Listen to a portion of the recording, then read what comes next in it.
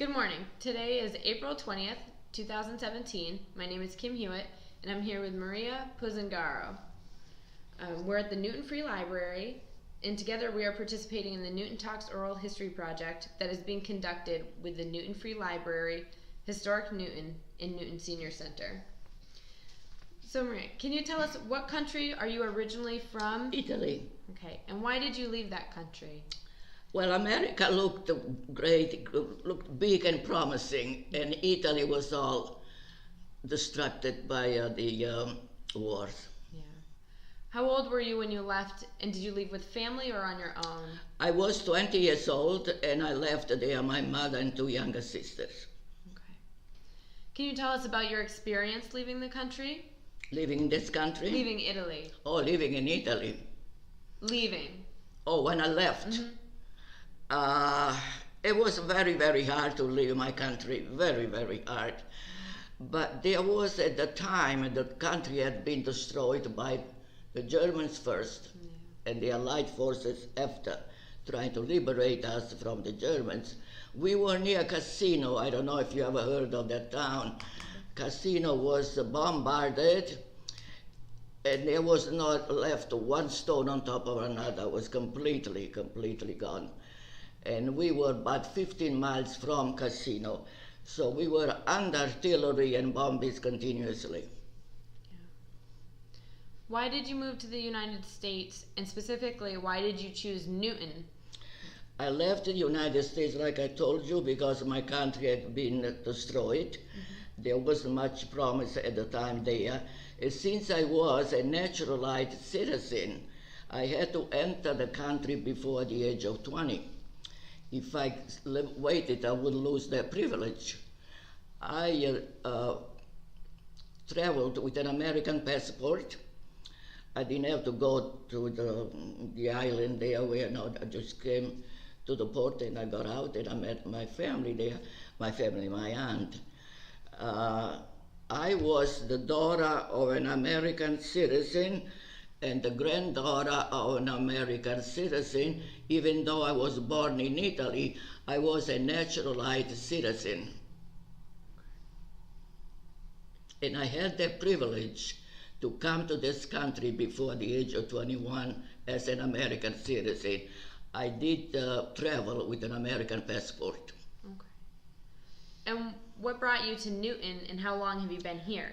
Well, when I first came, I lived in Quincy, and from there to go to Boston to work was very, very hard.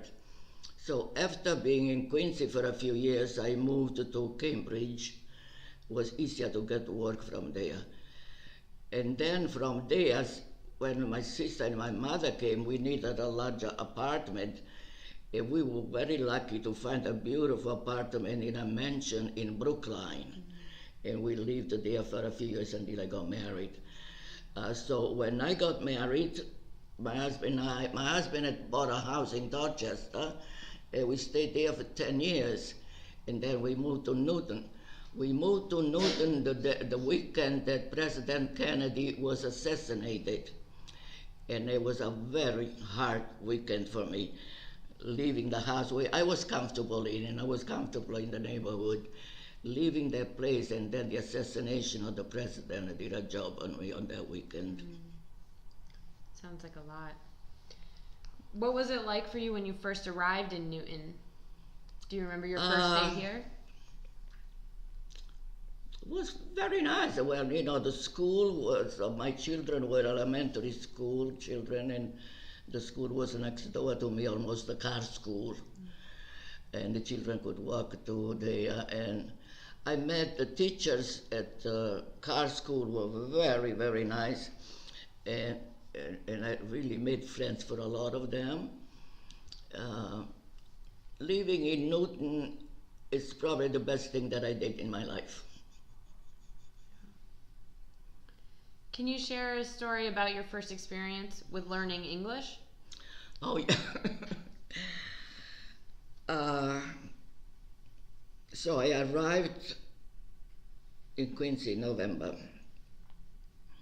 January, my cousin said to me, they're doing a program at the high school, evening program, for people who do not speak English. So do you want to sign up? I said, sure.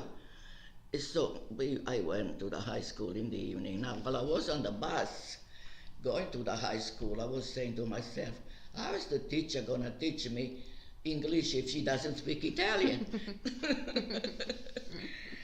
So I got there to school and I sat there with my book and my parents are very attentive. The teacher walked back and forth in front of us. There was just a few of us. Then she turned around and signed her name on the blackboard. And her name was Mrs. McDermott. I could not say McDermott if you paid me $1 million. And she started teaching. And she said, book, pencil, chair. That's how she started. Yeah. And then those words started working into my mind, and I began to recognize them when people would speak about those words. I wanted to learn English the worst way. That was my priority. Yeah. Learning English was my priority. So after the school in Quincy ended at the end of March, I signed up in Boston, 5 Commonwealth Avenue. They had a school there for people who wanted to learn English. It was private because I had to pay for it. Mm-hmm. I worked in Nealon Street in a dress factory. And from there I walked to Commonwealth Avenue twice a week to learn English. I loved the teacher. She was so good, and that's where I really learned my English. So from 7 o'clock in the morning, go to work, go to school. I used to get back to Quincy at 11 o'clock at night.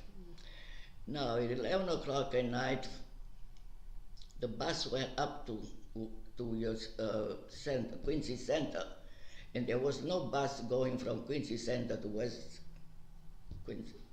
So I walked all by myself at night. And I was not afraid. I was not afraid. All alone, I walked along to get to the house. Wow. What are 1 or 2 differences or similarities that you've noticed in the cultures here and in Italy? The culture. That's a good question. Much different, very much so, yeah. I found that people didn't take time to hear other people's problem. And I found that people were always in a hurry. They were always hurrying. And they didn't take the time to ask questions. So, now, this is one example. In work, people say to me in the morning, Maria, how are you? And they kept going. They didn't wait for my answer. So I said, I'd have to find a different way. The next day, Maria, how are you? I'm okay. Maria, how are you? Not too good today. They kept going just the same. Then you wait for an answer. It seems to me that people used to work for themselves, not for other people. That was the impression. And you told me before about the difference with drinking coffee. Would you mind telling us?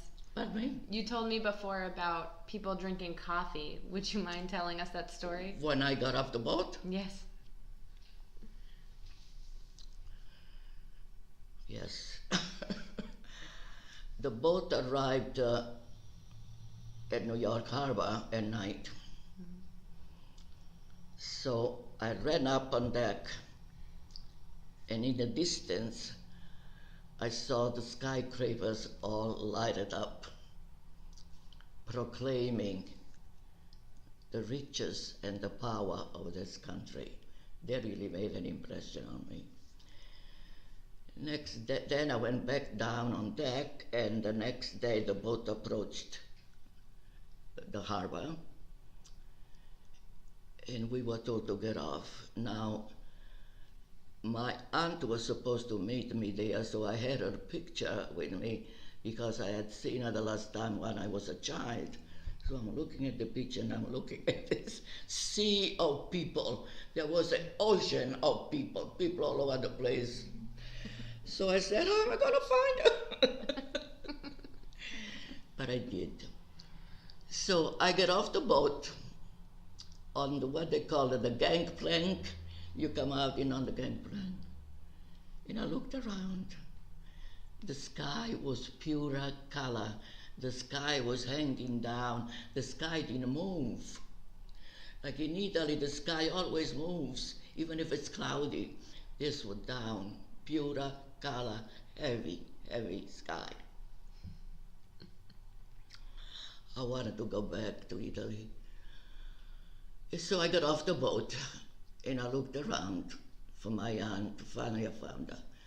And I saw that people were drinking coffee on paper cups.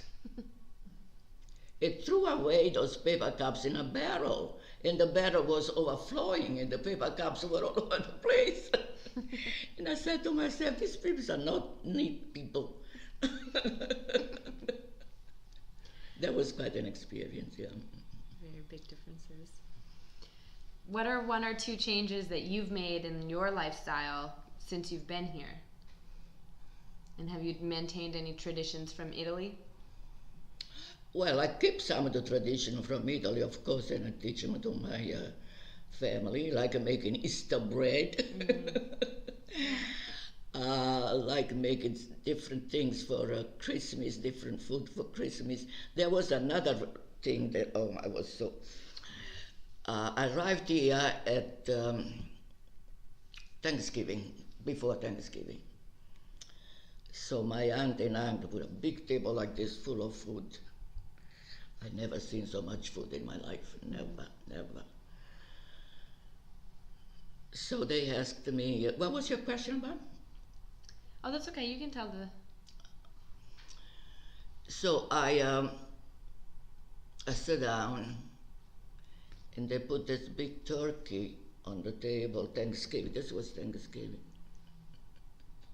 I said to myself, we don't eat turkey in Italy. Do you have turkey on Thanksgiving now? It's a big thing. And, but that was okay. Then, what else? Do you have turkey on Thanksgiving now? No. What do you make? Capon. What is that? It's a smaller version of turkey. So that's a new tradition? Or it's a little bit tradition? tender, you know, it's not, it's small also. Mm-hmm. Yeah. Have you started any new traditions since moving here? Have I started any new traditions since I've been here? Well, yes. I was a seamstress when I arrived, and I worked in a dress factory. But I had been trained in Italy as be a seamstress under really very good tailors. So when I arrived here and I went to work in this factory, they recognized my talent, let's say. I don't know if this answers your question, but I think I'll get to it. So one day I was called by the boss, and he said to me, Maria, what? Am I let go? No, he says, from now on, you're gonna work in the designing room. In the designing room? Yes. You're not gonna be a union member anymore. They took me away from the union because if they gave me that job and they chose me, who come from the old country, I don't know, you know, the other people would have complained to the union. But since they took me away from the union, there was no complaint. So I work in the designing room, because I could do anything as far as sewing. From a sketch, I had to make a dress. And the dress, they brought it around, they made duplicates, and then they brought it around to try to sell it. The best part was, now this was 19 probably 1952, they were paying me $100 a week. 1950. I couldn't believe it. That's a lot of money in those days. And I loved it. I loved the job. I loved working in the dining room. I really just loved it, yeah. What was your question again? It was about starting new traditions. Oh. What about with your family?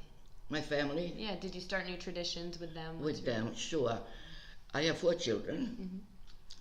The new tradition I wanted to start was I didn't want the Christmas that they celebrated here. I remember my cousin going around one day before Christmas with a piece of paper and pencil and says, Maria, what do you want for Christmas? What do I want for Christmas? I said to her, I don't want anything for Christmas. Why don't you ask me what I need for Christmas? And that's a new tradition I started in my family, not to ask for what you want, but for what you need. And I needed a pair of water glass so bad it got so cold over here. Yes. What were your hopes for yourself and your family when you came here? What were your hopes for yourself and your family when you came here? Well, I think most of my hopes were realized. I got in this beautiful job, paying $100 a week. I met my husband, and it was the best thing that happened to me. And we got married, and we have 4 children, and we bought a beautiful house in Newton, and I moved in Newton like President Kennedy was assassinated. And I've been very happy. Newton has a lot to offer. You have to look for it, but Newton has a lot to offer, yeah. And I joined the storytelling people. I'm a storyteller. I'm Italian. I've told stories throughout, all over the place. I told them, I don't know if you have the Katja book with you. Yeah. Not with us. We have it at the library. That story, I was asked, the University of Massachusetts in Boston was having a conference, Italy and the Holocaust, called. And they called me, somebody gave my name, where I go and talk to them. Sure, I said, I'll come and talk to you. I didn't know there were going to be 500 people there. And so I went there and I told the Katja story that all of you know probably, 500 people were there. I had a standing ovation after it was done. I called Katja, the heroine of the book.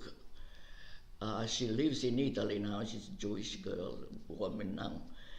I asked her to come. I said, Katja, you gotta come and stand near me. She says, Maria, I can't take any time off. She was a professor there in Rome. Okay, if you can't, you can't. 2 days later, she said, pick me up and talk in the airport. And she came, and we both stood on the stage, and I told her story, which is in the Katja book. And so that was the beginning of the storytelling for me. I've just told storytelling all over the place. Of course, Italians like to speak. Was your idea of America the same as the reality that you found when you came? Some, not all, yeah. Of course, the America has so many different people that come from all over the country, so I found it hard that they didn't take time to really ask good questions. I seen that they were always in a hurry. But you go by one day and say, Maria, how are you today? And I say, yeah, I'm fine, and they keep on walking fine. One day I said, Maria, how are you today? And I said, not too good. They kept coming. They kept walking. They didn't ask me, what's wrong with you? Right. So that was one thing that I didn't think was too good. Yeah. I don't know, maybe it's because we are from different nationalities and so on, that makes it hard. Yeah, it could be. What was the most important and meaningful experience in your life? The what? What was the most important and meaningful experience in your life? Well, I having my four children. They are the essence of my life. 2 boys and 2 girls. My husband died very young, so I've been widowed now for around 40 years. So that was tough. But I have the most beautiful children, 2 boys and 2 girls. And 7 grandchildren. Congratulations. Can you think of 1 or 2 common values or beliefs that would help the people in the United States to understand your culture from Italy? The people who come in or the people who have been there already? People who are just around in the U.S. that might not understand Italian culture. What are 1 or 2 things that you want? Oh, you want me to tell the Italian culture? Yeah, what are 1 or 2 common things that you would want people to know to help understand Italian culture?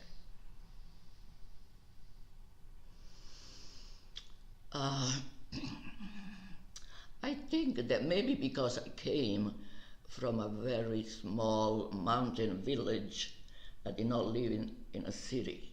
Mm-hmm. The people there were very good in helping each other. They all went out of their way to help each other.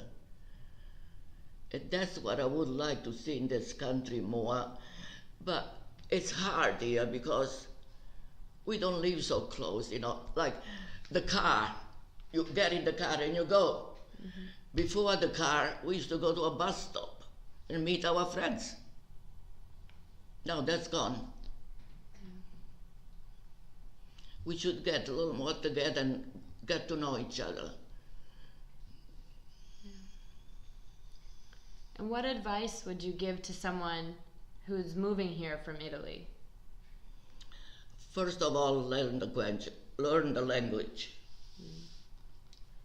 That's a priority. Then learn the Constitution of the United States.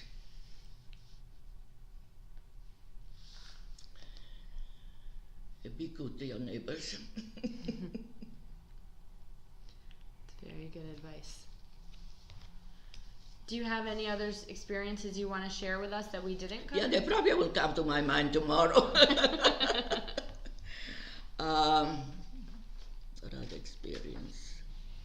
I've had a lot of experience. What I really liked about the storytelling, do you want me to tell them? There was going to be a conference in Jonesboro, Tennessee. It was going to be a national storytelling. So I went.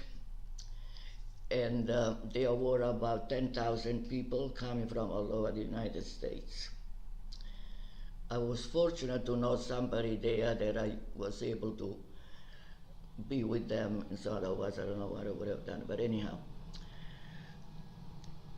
to listen to all the stories that the people had to say. There were 10,000 people there.